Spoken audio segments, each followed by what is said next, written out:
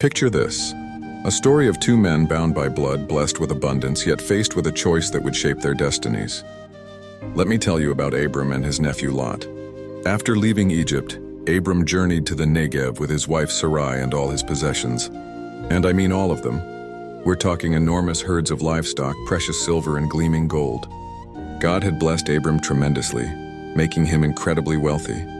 His nephew Lot traveled alongside them, having his own impressive collection of flocks, herds, and tents. From the Negev, Abram's caravan moved from place to place until they reached Bethel, a significant location where he had previously built an altar to the Lord. It was here, between Bethel and Ai, that Abram once again called upon God's name, showing his unwavering faith. But here's where things get complicated.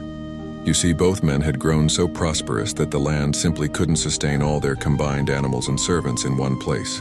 Think about it. Two massive households, countless livestock, limited resources. It was like trying to fit two oversized puzzles into one small frame. Tensions began to rise. Arguments broke out between Abram's herders and Lot's herders over grazing rights and water access. To make matters more challenging, they weren't alone in the land. The Canaanites and Perizzites were there too, adding to the pressure on the available resources. Now here's where Abram's character truly shines.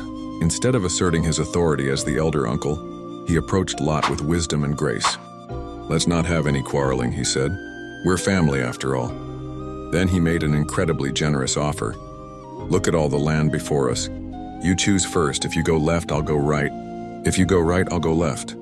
Lot surveyed the land, and his eyes were drawn to the plain of Jordan. It was a sight to behold, well-watered, lush, reminiscent of the Garden of Eden itself, similar to the fertile lands of Egypt. Before the destruction of Sodom and Gomorrah, this was prime real estate. Making his choice, Lot selected the entire plain of Jordan and headed east. Abram, true to his word, settled in Canaan, while Lot pitched his tents near Sodom. It's fascinating how one choice, one moment of decision, set these two men on vastly different paths. Lot toward the seemingly prosperous but morally corrupt cities of the plain, and Abram remaining in the land God had promised him. This story teaches us powerful lessons about handling conflict, showing generosity, and making choices that align with our values rather than just immediate benefits.